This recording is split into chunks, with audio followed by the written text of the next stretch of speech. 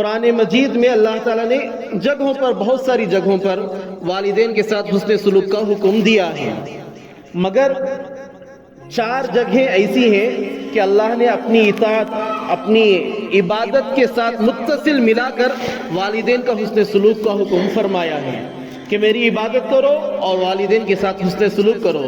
انشکر لی ولی والدیک، میرا شکر ادا کرو اور والدین کا شکر ادا کرو۔ مفسرین حضرات لکھتے ہیں یہ اس لیے ہے، بندے کے لیے اللہ تعالیٰ نے اپنی عبادت کے ساتھ فوراً والدین کا حکم اس لیے دیا کہ پہلی تخلیق تو یہ اللہ تعالیٰ کی ہے، انسان کی تخلیق اول تو اللہ تعالیٰ ہی کی ہے، مگر جو تخلیق ثانی دنیا میں آنے کا ذریعہ بنے ہیں اس کے لیے والدین ہی سب سے پہلا سبب ہے۔ اللہ تعالیٰ کے بعد والدین ہی اس دنیا میں آنے کا سبب بنے ہیں، اس لیے انسان کے لیے ضروری ہے کہ وہ والدین کے ساتھ حسن سلوک کرے۔ انشاءاللہ سورہ نساء، سورۃ الاسراء، سورۃ الشعراء وغیرہ میں اس کی بڑی تفصیلات آئیں گی۔ پھر آگے اللہ تعالیٰ فرماتے ہیں وَذِی الْقُرْبَى، رشتہ داروں، اپنے قریبی رشتہ داروں کے ساتھ حسن سلوک کیا جائے۔ پھر آگے اللہ تعالیٰ فرماتے ہیں یتیموں کے ساتھ حسن سلوک کیا جائے۔ اللہ کے نبی صلی اللہ علیہ وسلم نے فرمایا جو شخص کسی یتیم کسے کہتے ہیں؟ وہ نابالغ بچہ جس کے والد کا انتقال ہو گیا ہو، وہ نابالغ بچہ جس کے والد کا انتقال ہو گیا ہو، اس کا کوئی پرسان حال نہ ہو، ایسے بچوں کے سر پر ہاتھ پھیرنا بھی عبادت میں شامل ہے، ان کے سر پر شفقت کا ہاتھ پھیر دینا بھی عبادت میں شامل ہے۔ آج خاندانوں میں، گھرانوں میں ایسی نا اتفاقیاں ہو گئی ہیں، ایسی دوریاں آ گئی ہیں کہ اپنے قریبی رشتہ دار ہوتے ہیں، ہمارے بھائی ہیں، ہمارا کوئی بھی رشتہ دار ہے، ان کے باپ کا انتقال ہو گیا، مگر ان کے ساتھ جا کر غمخواری کا معاملہ کرنا، ان بچوں کی دیکھ بھال کر لینا، ان کے گھر کے تھوڑے بہت اخراجات اٹھا لینا، یہ بھی ہمیں گوارا نہیں ہوتا۔ اللہ ہم سے اس کی توفیق چھین چکے ہیں۔ لہٰذا آپس میں رشتہ داروں میں محبت کا معاملہ رکھیں، اخوت کا معاملہ، بھائی چارگی کا معاملہ رکھنا چاہیے۔ جو بھی یتیم خاندان وغیرہ میں ہو، پڑوس وغیرہ میں ہو، اپنی حیثیت کے موافق جتنا ہو سکے ان کی کفالت کرنی چاہیے۔ اللہ کے نبی صلی اللہ علیہ وسلم یہاں تک فرمایا کہ اگر کوئی شخص کسی یتیم بچے کی کفالت کرتا ہے، اس کے ضروریات کو پورے کرتا ہے، اس کے خرچ اخراجات اٹھاتا ہے، اللہ کے نبی صلی اللہ علیہ وسلم نے اس طریقے سے اشارہ کر کے فرمایا کہ قیامت کے دن میں اور وہ کفالت کرنے والا شخص اس طریقے سے ہوں گے، یعنی اتنے قریب ہوں گے جس طریقے سے 2 انگلیاں ہیں۔ اللہ کے نبی صلی اللہ علیہ وسلم نے یہ بھی فرمایا کہ اگر کسی گھر میں یتیم ہو، اس گھر کے اندر دسترخوان بچھے اور اس یتیم کو اس دسترخوان میں شامل نہ کیا جائے تو اس سے بدتر دسترخوان اور کوئی نہیں ہے۔ کسی گھر میں دسترخوان سجے، یتیم کا بھی برتن اس کے اندر شامل کر لیا جائے، اللہ کے نبی صلی اللہ علیہ وسلم نے اس گھر کے اندر خیر اور برکت کی دعائیں فرمائی ہیں۔ لہٰذا اس کا خوب خیال رکھنا چاہیے۔ یتیم رشتہ دار ہیں اور تو دگنا اجر، ایک تو یتیم اور دوسرا رشتہ داری نبھانے کا اجر، دگنا اجر کا وہ انسان مستحق ہوگا۔ پھر آگے فرمایا والمساکین، مسکین، ضرورت مند، محتاج، جن کے پاس اپنے لیے یا اپنے اہل و عیال کے لیے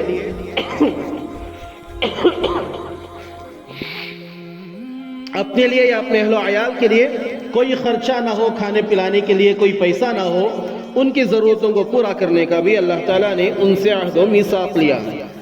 یہ ان کے ساتھ عہد و پیمان ہو رہا ہے، مگر یہ حکم بلا واسطہ اس امت کے ہر ایک فرد کے لیے بھی ہے۔ پھر آگے اللہ تعالیٰ فرماتے ہیں وَقُولُوا لِلنَّاسِ حُسْنًا، اور اللہ نے ان سے یہ وعدہ لیا کہ وہ لوگوں کے ساتھ اچھی اور بھلی بات کریں گے۔ مفسرین نے فرمایا کہ بھلی بات یہ ہے کہ لوگوں کو اچھائی کا حکم دیا جائے، امر بالمعروف، اور برائیوں سے روکا جائے، نہی عن المنکر، لوگوں کے ساتھ خندہ پیشانی کے ساتھ پیش آیا جائے۔ اللہ کے نبی صلی اللہ علیہ وسلم نے فرمایا کسی نیکی کو حقیر نہ سمجھو۔ مسجد کے اندر کچرا پڑا ہے، اٹھا کر باہر پھینک دینا کوئی چھوٹی نیکی نہیں ہے۔ مسجد کے باہر تھوک پڑا ہے، چپل سے اس پر مٹی ڈالا لے، کسی مسلمان کو دیکھ کر کراہت ہوگی، اتنا چھوٹا کام بھی کرنا یہ بھی نیکی سے خالی نہیں، یہ نیکی بھی جنت میں پہنچانے کے لیے کافی ہو جائے گی۔ ہم چھوٹے موٹے نیکیاں یہ سوچ کر چھوڑ دیں گے چلو یہ کیا چلتا ہے جانے جو، حالانکہ وہ نیکیاں ہمارے نام اعمال بڑھانے کے لیے کافی ہو سکتی ہیں، ہماری مغفرت کے لیے، اللہ کی رضا کے لیے کافی ہو سکتی ہیں۔ اللہ کے نبی صلی اللہ علیہ وسلم نے فرمایا کہ کسی نیکی کو حقیر اور چھوٹی نہ جانو. اگر کوئی نیک کام کرنے کو نہیں مل رہا کم سے کم اتنا کر لو کہ اپنے بھائی سے خندہ پیشانی ہنس کر ملاقات کر لینا. کسی سے بھی ملے ہنس کر سلام کر لیں. کوئی بھی چاہے اسے جانتے ہو یا نہ جانتے ہو, اپنا ہو یا پرایا ہو, ہر ایک کے ساتھ ہنس کر خندہ پیشانی کے ساتھ سلام کرنا, اس سے ملاقات کرنا, یہ بھی نیکی میں داخل ہے. پھر آگے اللہ تعالیٰ فرماتے ہیں وَأَقِيمُوا الصَّلَاةَ, اللہ نے بنی اسرائیل سے عہد لیا کہ وہ نماز کو قائم کریں, وَآتُوا الزَّكَاةَ, اور زکوٰۃ کو ادا کریں. آگے اللہ تعالیٰ فرماتے ہیں ثُمَّ تَوَلَّيْتُمْ إِلَّا قَلِيلًا مِّنكُمْ, پھر تم نے اپنے وعدے سے روگردانی کی, وعدے سے پھر گئے. تمہاری تو یہ معمول عادت تھی کہ وعدے سے پھر جانا. وَأَنْتُمْ إِلَّا قَلِيلًا مِّنكُمْ, تم میں سے تھوڑے لوگ ہی فرما بردار نکلے, باقی تم سب وہی تھے جو روگردانی کیے. وَأَنْتُمْ مُعْرِضُونَ, اللہ تعالیٰ فرماتے ہیں کہ مجھے معلوم ہے کہ تم پھرنے ہی والے تھے, تم اپنے وعدے سے مکرنے ہی والے تھے, مجھے پتا تھا, تمہاری خصلت میں بہتر جانتا ہوں.